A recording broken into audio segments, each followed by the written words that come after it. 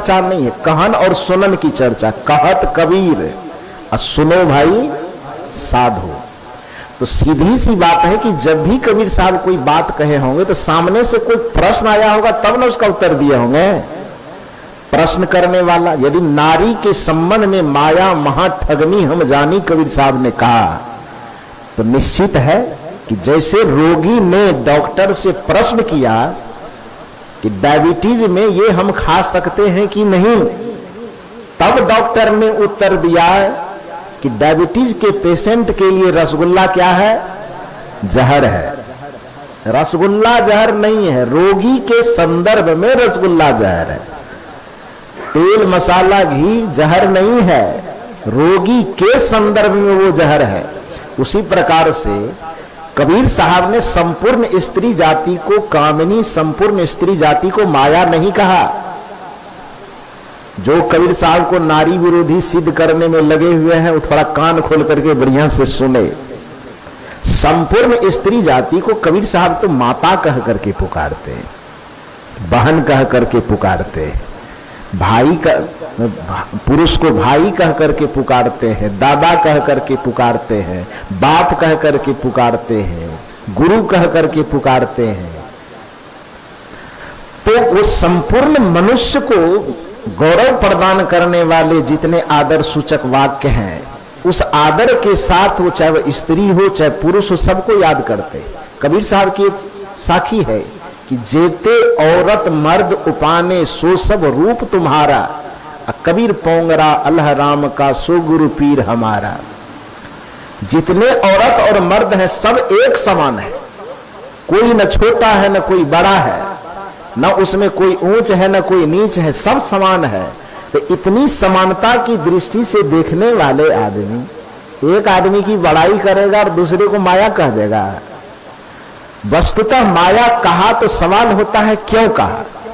तो क्यों कहने के पीछे यही उत्तर होना चाहिए कि कोई साधक जो वैरागी है, जो सन्यासी है, सन्यास के मार्ग में चलने वाले हैं, साधना के मार्ग में चलने वाले, भक्ति के मार्ग में चलने वाले कोई व्यक्ति जब गया, और कबीर साहब तो चूंकि संत है, गुरु हैं, तो गुरु से उन्होंने प्रश्न किया कि मैं भी साधु बन गया हूं, मैं भी सन्यासी बन गया हूं, मैं भी वैराग्य के मार्ग पर चल रहा हूं, मैं भी आध्यात्मिक साधना के मार्ग पर चल रहा हूं, हे गुरुदेव मुझे किन किन चीजों से बच करके चलना चाहिए, ये उपाय बताइए। तो अब कबीर साहब वहां क्या बताएंगे आप लोग समझाइए। मैंने उस प्रोफेसर साहब से पूछा कि आप यह बताइए कि डॉक्टर ने रोगी को कहा कि चीनी मत खाना, वो तुम्हारे लिए जहर है, आपने उसके मुंह से कहलवाया कि वो संपूर्ण चीनी को जहर कह दिया। जैसे डॉक्टर ने संपूर्ण चीनी और मिठाई को जहर नहीं कहा, जैसे डॉक्टर ने संपूर्ण तेल और घी इत्यादि को जहर नहीं कहा, रोगी के संदर्भ में कहा, उसी तरह से कबीर साहब ने जहां पर माया महाठगनी हम जानी, स्त्रियों के लिए माया शब्द का प्रयोग किया, तो वो संपूर्ण स्त्री जाति को माया नहीं कह रहे हैं, बल्कि कोई पुरुष यदि साधना और भक्ति के मार्ग में चल रहा है और वह पुरुष यदि गुरु के पास जाएगा कि गुरुदेव हम भक्ति के मार्ग में चल रहे हैं, हमारा चित्त और हमारा मन भटके नहीं, ऐसा कोई रास्ता बताइए, किन किन चीजों से हमें बच करके चलना चाहिए, वो उपाय बताइए। तब किसी पुरुष को कोई गुरु क्या समझाएगा, क्या समझाएगा? आप माँ बाप है, छोड़ दीजिए गुरु की बात, आप माता पिता हैं, है ना। आपको एक लड़का भी हो एक लड़की भी हो, बेटा बेटी, यदि आपका बेटा विद्यालय पढ़ने जाएगा, भागलपुर में रह करके, पटना में रह करके पढ़ने जाएगा, तो आप अपने बेटे को क्या समझाएंगे? पढ़ाई पर ध्यान लगाना, फोन से बच करके रहना, कोई लड़की तरकी के चक्कर में मत पड़ना, समझाएगा ना?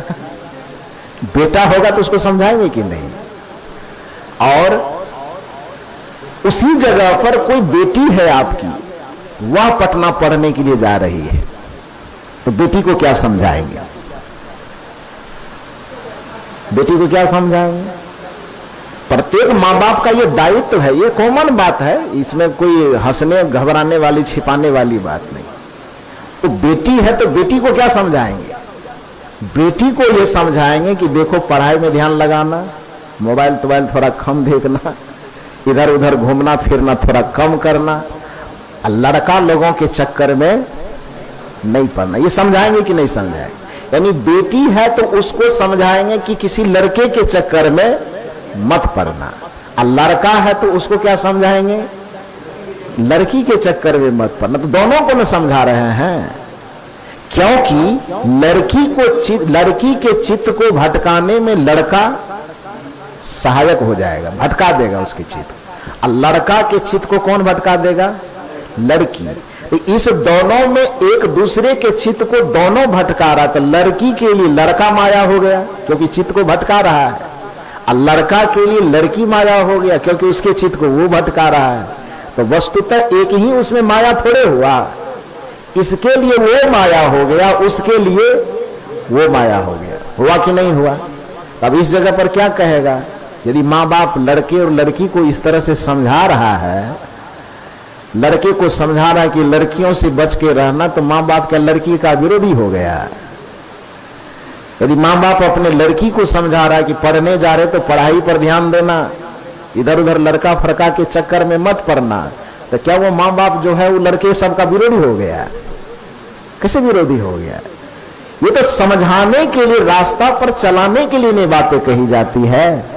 जब कबीर जैसे महान तत्ववेता संत, उसके सामने में स्त्री रूप में भी कोई साधिका जाती होगी, गुरुजी हम साधना भक्ति करना चाहते हैं, किन किन चीजों से हमें बचना चाहिए।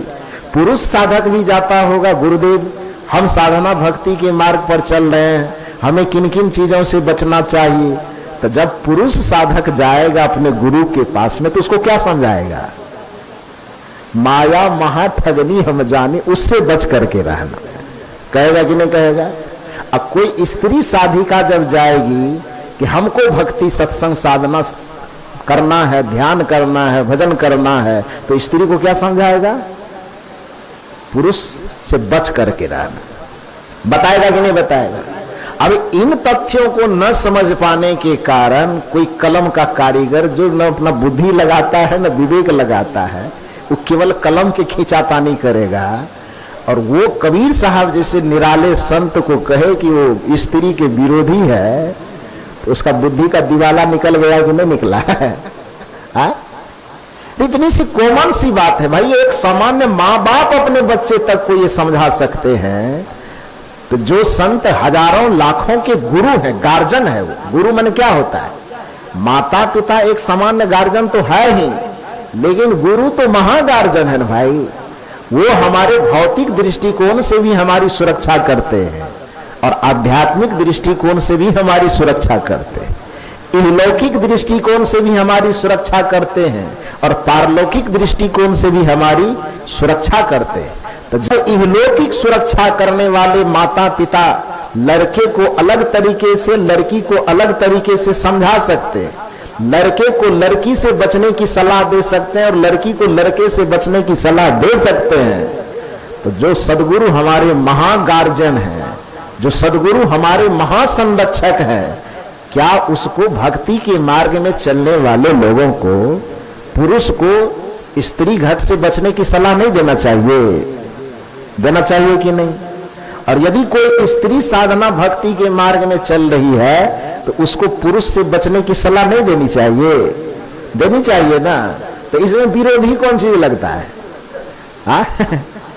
वस्तुतः कबीर साहब न स्त्री के विरोधी है और न कबीर साहब पुरुष के विरोधी, बल्कि दोनों एक दूसरे के विपरीत होने के कारण एक दूसरे के विपरीत आकर्षण में फंस करके भक्ति को यदि वह भूल जाता है, साधना को भूल जाता है, धर्म को भूल जाता है, अध्यात्म को भूल जाता है, मर्यादा को भूल जाता है, तो उस जगह पर कबीर साहब जैसे जागरूक संत को एक बाउंड्री लाइन तो खींचना पड़ेगा ना, कि तुम इस साइड रहो वो उस साइड रहे। लाइन खींचेगा कि नहीं खींचेगा? तो इतनी सी इस लाइन को खींचने के कारण कबीर साहब जैसे संत को नारी विरोधी कहना बिल्कुल बेवकूफी है, ना समझिए, उनके दृष्टिकोण को नहीं समझना है। तो खैर, वस्तुतः न स्त्री माया है न पुरुष माया है, और स्त्री भी माया है पुरुष भी माया है। स्त्री और पुरुष माया कब नहीं है? जब दोनों अपनी अपनी मर्यादा में रहकर, यदि गृहस्थी मर्यादा में जी रहे हैं तो पति पत्नी संयम के साथ जीवन जीते हुए पत्नी को एक पतिव्रत रह करके और पति को एक पत्नीव्रत रह करके पति पत्नी और बच्चे के बीच में अपना जीवन यापन जो गृहस्थी होता है वो करते हुए, अब भक्ति भजन सत्संग साधु सेवा सब करते हुए चले तो गृहस्थी मर्यादा वो मायावी माया नहीं, मायावी चीज नहीं है वो। लेकिन पहले ही मैंने बताया कि उस गृहस्थी को भी यदि आप संयम पूर्वक सदाचार पूर्वक जीते हैं तो उसमें भी अपने मन को विषयों में उतना ही उलझाइए जितना सब्जी में नमक डालते हैं आप स्वाद पैदा करने के लिए, और हद से ज्यादा आपने नमक डाल दिया तो फिर क्या होगा? तब तो वो जहर हो जाएगा, तब तो आप माया के दलदल में फंस गया, गृह कारज नाना जंजाला। तो ऐसे नहीं फंसना है। इसको एक दूसरा उदाहरण से मैं और समझाने का प्रयास करता हूं। कई बार मैंने लोगों के बीच उदाहरण रखा है कि आप एक गिलास में काला रंग घोल लीजिए, तो स्वाभाविक है कि रंग काला है, तो उसको आप क्या कीजिए, एक लोटा जल में मिला दीजिए। जल सफेद है, साफ है, और उसमें एक गिलास काला रंग हम मिला देंगे तो उस कमंडल या लोटा का जल कैसा हो जाएगा? सब काला हो जाएगा। एक बाल्टी जल में मिलाएंगे तब क्या होगा? काला होगा, थोड़ा सा कम होगा ना, लेकिन फिर भी काला होगा। अब उसी एक गिलास काले रंग को जाकर के हम एक पोखर में मिला देंगे,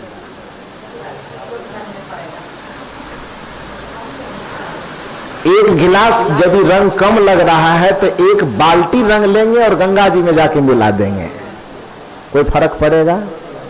नहीं पड़ेगा।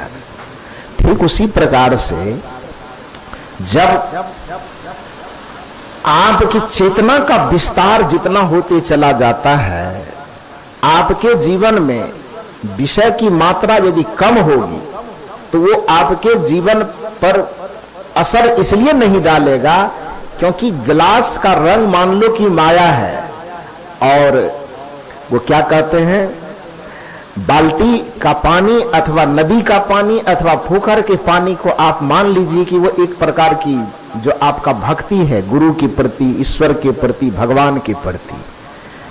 तो जब आपके जीवन में गुरु के प्रति भक्ति होती है, ईश्वर और परमात्मा के प्रति भक्ति होती है, तो आपके चित्त का इतना विस्तार हो जाता है, आपके मन का इतना विस्तार हो जाता है, आपके हृदय का इतना विस्तार हो जाता है कि जैसे एक गिलास पानी में यदि एक पुड़िया रंग डाला जाए तो गिलास के पानी को काला कर देगा, लेकिन उसी रंग को यदि पोखर में डाला जाए या गंगा जी में डाला जाए तो उस पर कोई असर नहीं करेगा। तो जब आपका मन केवल एक बेटा बेटी और पत्नी परिवार में केवल उलझा हुआ है, इसका मतलब है कि आपके अंदर उस सीमित गिलास वाला पानी है भी, आप उसमें माया का थोड़ा सा भी रंग पड़ेगा तो क्या होगा? आपको काला कर देगा। लेकिन यदि आप परम तत्व परमात्मा की भक्ति के क्षेत्र में आपका मन लगा हुआ है, गुरु की भक्ति में आपका मन लगा हुआ है, तो गुरु की भक्ति में मन लगने पर आपका मन का क्या हो जाता है? विस्तार हो जाता है। परमात्मा की भक्ति में, ईश्वर की भक्ति में लगने पर आपके मन का क्या हो जाता है? विस्तार हो जाता है। यही कारण है कि जब पत्नी बच्चे के प्रति हमारी आसक्ति होती है तो उसको क्या बोला जाता है? मोह बोला जाता है। और जब लोक उपकार के प्रति, सेवा के प्रति, समर्पण के प्रति हमारी आसक्ति होती है, समाज का हित करने के प्रति, प्राणी का हित करने के प्रति हमारा समर्पण होता है, तब उसको प्रेम बोला जाता है। और जब गुरु के प्रति, ईश्वर के प्रति हमारी आसक्ति होती है तो उसको भक्ति बोला जाता है। चीज एक ही है जिसको हम आसक्ति कहते हैं। आसक्ति तीन जगह पड़ने से उसका नाम अलग हो गया। पत्नी, बाल बच्चे या घर परिवार में यदि हमारी आसक्ति है तो घर और परिवार की आसक्ति को मोह कहा जाता है। संत और गुरु के प्रति जब हमारी आसक्ति होती है, समाज के प्रति, राष्ट्र के प्रति हमारी आसक्ति होती है, तो उसको प्रेम बोला जाता है। और सदगुरु के प्रति हमारी भक्ति और परमात्मा के प्रति हमारी जब आसक्ति होती है, तो उसको क्या बोला जाता है? भक्ति बोला जाता है। आसक्ति तो तीनों हुआ ना, लेकिन तीनों आसक्ति होने के बावजूद भी तीनों का नाम अलग अलग क्यों हुआ? अलग इसलिए हुआ कि आसक्ति जो माया है, उस आसक्ति को मोह इसलिए कहा जाएगा क्योंकि वो सीमित दायरे में है। एक ठो पति, एक ठो पत्नी, एक ठो सास, एक ठो ससुर, एक ठो बच्चा, एक ठो पोता, एक ठो पोती, एक ठो नाती, मतलब 2, 4, 10, 20, 25 लोगों में हमारी आसक्ति, हमारी चेतना उलझ करके रह गई। तो सीमित दायरे में जब हमारी चेतना बन जाती है, तो चेतना की उस बंधी हुई अवस्था को हम मोह कहते हैं। ध्यान से समझिए थोड़ी मेरी बात को। जब कुछ सीमित लोगों में हमारी आसक्ति होती है, तो उस आसक्ति की अवस्था को क्या कहते हैं? हम मोह कहते हैं। उसी मोह का दूसरा नाम माया है। लेकिन वही चित्त का जब विस्तार हो जाता, जैसे गांधी जी ने पूरे राष्ट्र के लिए सोचना शुरू किया। हम 5 आदमी के लिए सोचते हैं तो मोही कहलाते हैं। भगत सिंह ने पूरे राष्ट्र के लिए सोचा, तो उसको तब तो महामोही कहना चाहिए, लेकिन उसको मोही नहीं कहेंगे, उसको हम लोग राष्ट्रभक्त कहते हैं ना। जब यदि हम 5 बच्चे के लिए सोचे तो मोही हैं, अब भगत सिंह ने पूरे देश के बच्चों के लिए सोचा, तब तो महामोही होगा ना, लेकिन उसको महामोही कहेंगे? सुभाष चंद्र बोस को मोही कहेंगे कि भक्त कहेंगे? राष्ट्रभक्त कहेंगे। गांधी जी को मोही कहेंगे कि राष्ट्रभक्त कहेंगे? राष्ट्रभक्त कहेंगे। झांसी की रानी को मोही कहेंगे कि राष्ट्रभक्त कहेंगे? राष्ट्रभक्त कहेंगे। क्यों? क्योंकि आसक्ति तो थी उनको भी, लेकिन वह आसक्ति सीमित दायरे में नहीं थी, वह आसक्ति पूरे देश के लोगों में थी, है ना। वो लड़ाई लड़ रहे थे तो अपने जमीन के आड़ के लिए लड़ाई नहीं लड़ रहे थे, वो लड़ाई लड़ रहे थे अपने देश के लिए लड़ रहे थे। तो जब हम खेत की आड़ के लिए लड़ते हैं तब हम मोही हो जाते हैं, और जब हम पूरे देश के लिए लड़ते हैं तब हम यहाँ जो क्या हो जाते हैं? राष्ट्र प्रेमी हो जाते हैं। लड़ाई दोनों जगह है, लेकिन एक लड़ाई हमको मोही बना देता है और एक लड़ाई हमको भक्त बना देता है, प्रेमी बना देता है। समझ गए ना? तो जब आपकी आसक्ति सीमित दायरे में होती है, तब इसका मतलब आप मोहग्रस्त हैं, मायाग्रस्त हैं। और जब आपकी आसक्ति पूरे देश लेवल पर, प्राणी के स्तर पर फैल जाता है, सबसे आपके हृदय में प्रेम उमड़ने लगता है, तो उस प्रेम की सराहना तो कबीर साहब ने किया है कि पोथी पर जगमुआ पंडित भया न कोई, ढाई आखर प्रेम का पढ़े सो पंडित होए। तो उस प्रेम का तो गुणगान किया है कबीर साहब ने कि सभी प्राणी अपने लगने लगे, सबके हित में हम सोचने लगे, सबके सुख की हम कामना करने लगे, सबके उन्नति की कामना करने लगे। जिसे हमारे सनातन ऋषियों ने कहा कि सर्वे भवन्तु सुखिनः, सर्वे सन्तु निरामया, सर्वे भद्राणि पश्यन्तु मां कश्चित् दुख भाग भवेत्। उन्होंने ये नहीं कहा कि केवल हमारा बेटा सुखी हो बाकी जहन्नुम में जाए, मेरा बेटा पास करे या दूसरे का बेटा फेल करे, मेरा घर मकान का बने या दूसरे का झोपड़ी रह जाए, ये नहीं मांग किया। यदि ये मांग करता तब वो माया में डूब गया। उन्होंने मांग क्या किया? सर्वे भवन्तु सुखिनः, सभी क्या हो जाए? सुखी हो जाए। सर्वे सन्तु निरामया, सब क्या हो जाए? निरोगी हो जाए। सर्वे भद्राणि पश्यन्तु, सब एक दूसरे की तरफ प्रेम पूर्वक देखे, सबका जीवन कल्याण में हो। मां कश्चित् दुख भाग भवेत्, किसी के जीवन में कोई दुख नहीं हो। तो ये मांग जो उनके हृदय की हुई, यह मांग मांगा तो उन्होंने भी, लेकिन वह मांग उसको माया में नहीं फंसाएगा। क्यों नहीं फंसाएगा? क्योंकि वह सीमित के लिए उन्होंने नहीं मांगा। यदि सीमित के लिए मांग हो जाए तब वह माया हो जाएगा, और असीमित के लिए मांग हो जाए तब वह माया नहीं होगा। मेरी बात समझ पाए कि नहीं? आप लोग समझ गए? सबके कल्याण की कामना हमारे भोग को भी योग बना देता है।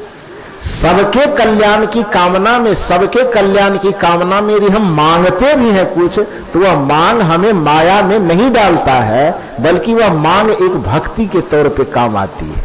वह मांग भी हमको मुक्ति की ओर ले जाती है। तो मेरे कहने का अभिप्राय यह है कि सदगुरु कबीर साहब संसार के तमाम, केवल स्त्री, उसकी दृष्टि में स्त्री ही माया या पुरुष ही माया नहीं है।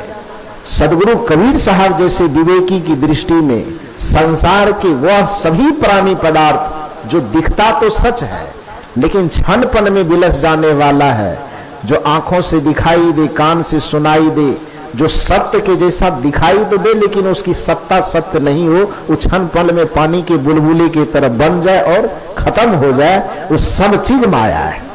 उन मायावी प्राणी पदार्थों में जो ज्ञानी होते हैं, जो विवेकी होते हैं, उसके सुख के आकर्षण के पीछे छिपे हुए दुख को देख लेता है, देखता है ना, इसलिए तो उसको ज्ञानी कहा जाता है। इसलिए भगवान श्री कृष्ण कहते हैं कि ये ही संस्पर्श जा भोगा दुख यू नय एवते आद्यंतवंत कौनते न ते सूरम ते बुधा, कि भोग ही समस्त दुखों का कारण है, विषय ही समस्त दुखों का कारण है। अज्ञानी लोग उस विषय को अमृत समझ करके उसी में डुबकी लगाता है, और ज्ञानी लोग उस विषय को विष जान करके न ते सूरम ते बुधा, न आदि न अंत, कहीं भी ज्ञानी जन उसमें डुबकी नहीं मारते, उसमें रमण नहीं करते। इसलिए उसको बुद्ध, उसको विवेकी, उसको ज्ञानी कहा जाता है।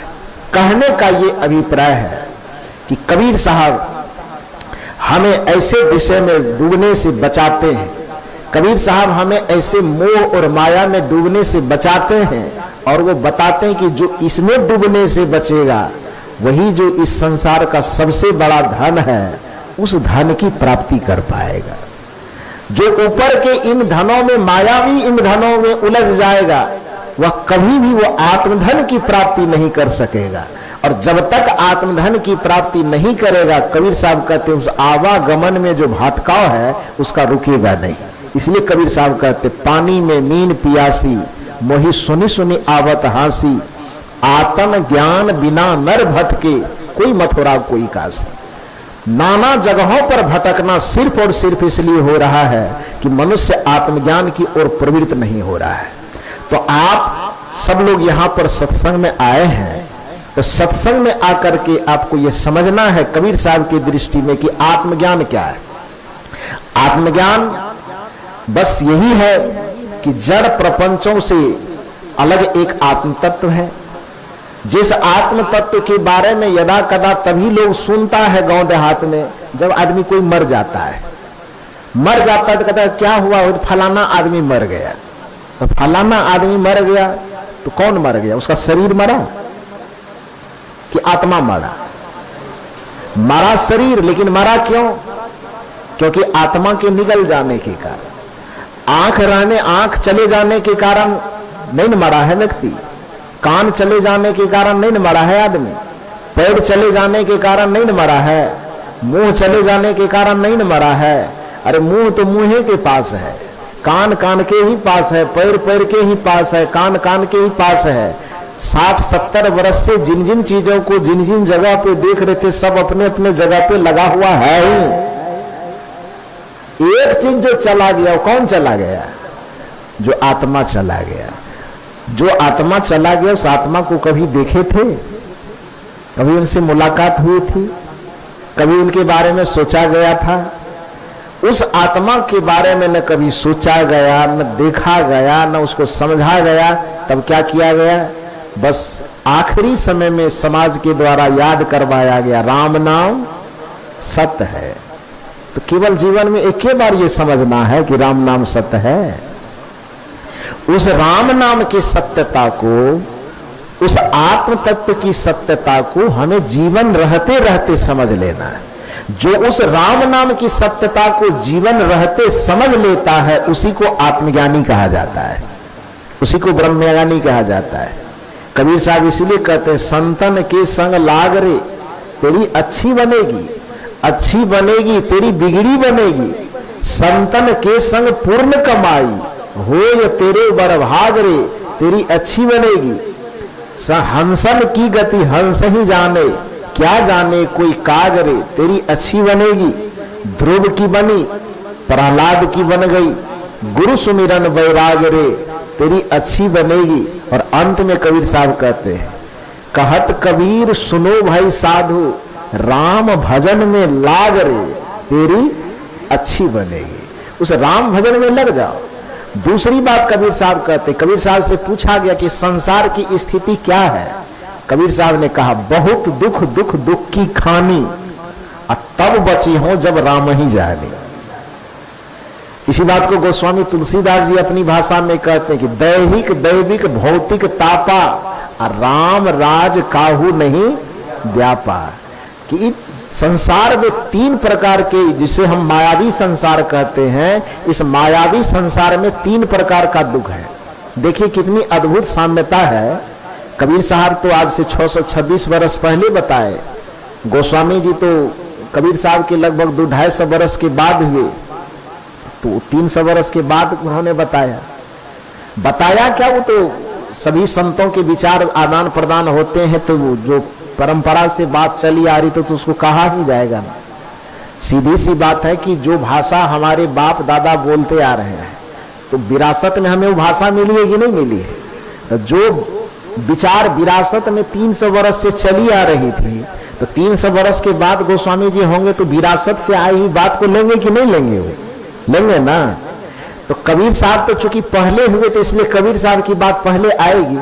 कबीर साहब से पूछा गया कि संसार की स्थिति क्या है, तो कबीर साहब ने गिनाया, बहुत दुख दुख दुख की खानी। कितना बार नाम लिया? बहुत दुख दुख दुख की खानी, 3 बार नाम लिया ना। 3 बार नाम क्यों दिया?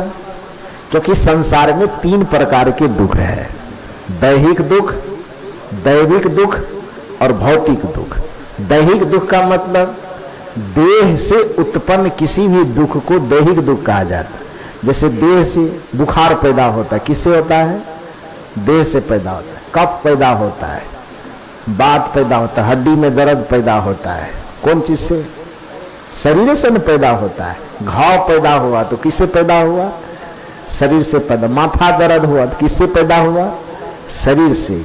मतलब इतनी सी बात जान लीजिए कि देह से जो दुख उत्पन्न हो उसको क्या कहा जाता है? दैहिक दुख कहा जाता है। दूसरा दुख आता है भौतिक दुख।